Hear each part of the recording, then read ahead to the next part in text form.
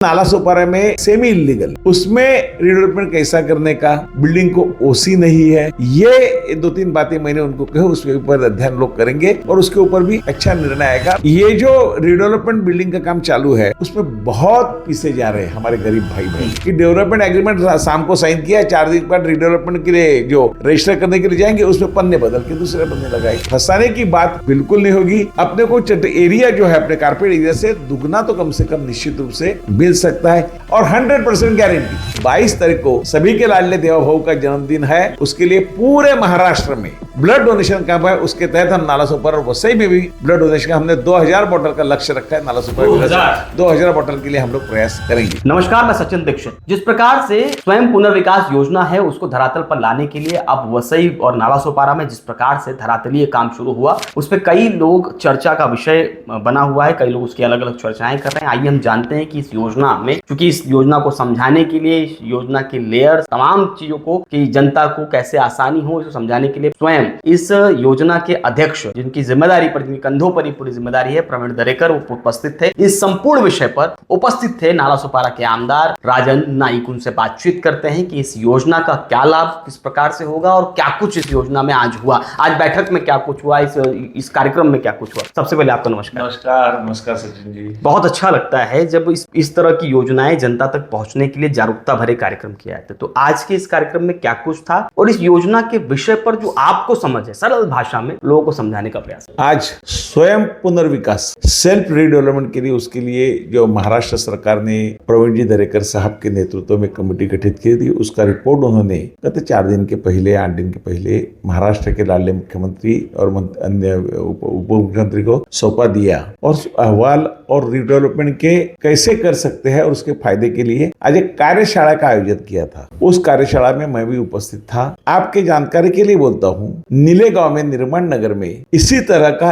एक बिल्डिंग का पुनर्विकास, स्वयं पुनर्विकास सेल्फ डेवलपमेंट का चालू है निर्माण नगर में। उसमें 7 करोड़ रुपए उनको ठाणे जिला मध्यवर्ती बैंक से लोन भी मिला है और अच्छी तरह कर रहे हैं। उसमें क्या है कि एक फ्लोर जो इलीगल था वो भी अभी लीगल होएगा, उनको भी उन्होंने लिया है। उनका कुछ भी गलती नहीं था, उन्होंने इलीगल करके उस टाइम बिल्डर ने बनाया है तो वो भी लिया है और उसका रिडेवलपमेंट का फुटिंग का काम चालू है, उसका और फुटिंग का काम चालू है। पूरे मुंबई में ऐसा उसका अच्छा रिपोर्ट है और खाली चालू नहीं किया, उसका पोजीशन भी आदरणीय मुख्यमंत्री, महाराष्ट्र के लाडले मुख्यमंत्री आदरणीय फडणवीस साहब ने चाबी भी देने का कार्यक्रम हो गया। तो इसमें बहुत फायदे का है, क्योंकि क्या है, यहाँ आप देखेंगे तो अपने सामने, मेरे सामने एक बिल्डिंग जो है यहाँ है, 12 से 13 साल में रिडेवलपमेंट के लिए गई और आज भी रिडेवलपमेंट पूरी हुई नहीं। 1 साल लगेगा, 2 साल लगेगा, कुछ बोल नहीं सकते। 12 साल हो गए हैं, 15 साल के ऊपर भी लग सकते। ऐसे अनेक इमारतें है जो रिडेवलपमेंट जाती है, टूटती है, समय पर पूरी नहीं होती। समय पर तो कितना साल, 2 साल, 4-5।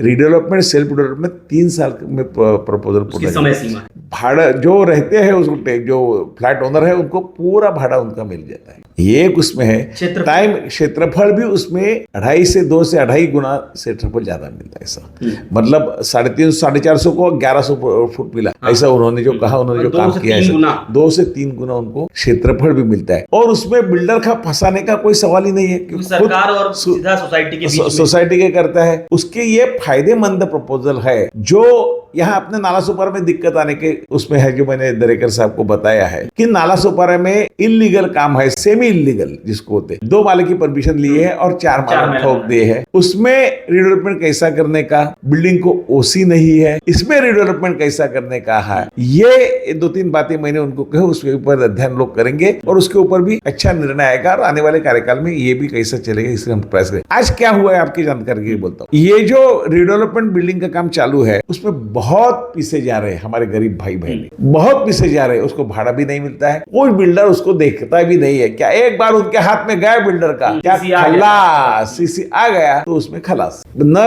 रहे। जो डेवलपमेंट एग्रीमेंट करते हैं, कई बार ऐसा भी मेरे कान पे आया है, बताया है कि डेवलपमेंट एग्रीमेंट शाम को साइन किया, 4 दिन बाद रिडेवलपमेंट के लिए जो रजिस्टर करने के लिए जाएंगे उसमें पन्ने बदल के दूसरे पन्ने लगाए। ऐसा किसने आरोप किया है मुझे, मेरे पास आया है, कानों का सुनने की बात है। लेकिन सेल्फ ये ऐसा नहीं हुआ। फंसाने की बात बिल्कुल नहीं होगी। अपने को एरिया जो है अपने कारपेट एरिया से दुगना तो कम से कम निश्चित रूप से मिल सकता है। ये उसमें फायदेमंद है और 100% गारंटी सरकार की और गारंटी सरकार उसके लिए करेंगे। लेकिन मैंने इनको कहा कि उसमें जो 3 रोडे ऐसे आते हैं कि टीएलआर में काम जल्दी होना चाहिए, फास्ट होना चाहिए, रजिस्टर में 79 की जो परमिशन है वो जल्दी मिलनी चाहिए, इसके लिए कांतानुरूप। और महापालिका में जो नीलेगांव में जो उसको तकलीफ हुई, उसको बहुत तकलीफ हुई, अभी वो तकलीफ निश्चित रूप से नहीं होगी। हम दोनों विधायक यहाँ जनता के विधायक है, तो उसके लिए हम लोग प्रयास करेंगे। आदरणीय देवेंद्र जी साहब ने भी, वो लोग भी हमारे साथ है, प्रवीण दरेकर साहब तो यही है, उनका आशीर्वाद, उनको शुभकामनाएं, उनका मार्गदर्शन हमारे साथ में है। तो रिडेवलपमेंट स्वयं रिडेवलप करने का लोगों के बहुत हित में है, ये बहुत हित में, और ये बहुत लोग, हजारों लोग, ये लाखों लोग मैंने एक अभी डॉक्यूमेंट बना रहा है, अभी फाइनल स्टेज में है, मराठी हिंदी इंग्लिश में बनाऊंगा कि इनके फायदे जो मैं दरेकर साहब मुझे देंगे कि 40 पेज का और ये आएगा, डॉक्यूमेंट आएगा, वो लोगों को मैं जाऊंगा जो बिल्डिंग 15-20 साल की, ताकि वो पढ़े, उसमें जागरूक हो जाए। और दूसरा, जो सब बिल्डर तो सब सोसाइटी तो सेल्फ डेवलपमेंट नहीं करेंगी, जो क्योंकि नालासोपारा में 1500-1800 अभी बिल्डिंग जो नालासोपारा विरार में जो 2000 जिसका आयु 30 साल का पूरा हो गया है, तो जिसको अगर कोई बिल्डर को भी देता है तो उसमें क्या प्रावधान रखनी चाहिए, उसको मैं क्या खबरदारी बरती, उसका एक मॉडल डेवलपमेंट एग्रीमेंट मैं भी बना रहा हूँ। मैं मेरे बड़े वकील मेरे चर्चा में है, उनको मैंने बताया कि उसमें क्या प्रावधान लेना चाहिए और एग्रीमेंट रिडेवलपमेंट कैसा करना चाहिए, पुनर्विकास रिडेवलपमेंट का, उसके लिए मैं अभी बना रहा हूँ। उसका अंतिम चरण में है, आने वाले दिन में उनको मैं देखे, वो भी लोगों को तकलीफ न हो। आज लोग बहुत तकलीफ में है, इधर आपको बोलते हो ना कि 15 साल से बिल्डिंग ऐसी कैसी पड़ी है, ऐसे अनेक बिल्डिंग है नालासोपारा, इसमें कितने लोग आते हैं, रोज तो कम से कम 5 बिल्डिंग के लोग आते हैं, और ये प्रॉब्लम नालासोपारा विरार वसई में बहुत है। इसको दूर करने का पूरा प्रयास निश्चित रूप से हमारा कमिटमेंट जनता से है, हम लोग जनता से जो भी कर सकेंगे वो हमारा करने का हम लोग प्रयास करेंगे। आज आप अगर देखते तो 2000 से भी ज्यादा पब्लिक वहां थी, 2000 से भी ज्यादा पब्लिक थी, पूरा हॉल खचाखच भरा हुआ था, यानी समस्याओं से ग्रसित लोग, समस्या से ग्रसित। आप अगर सुबह अपने ऑफिस में आते हैं तो 150 से 200 लोग रोज आते हैं, अनेक काम लेके, उनको फंसाया है, उनको बिल्डर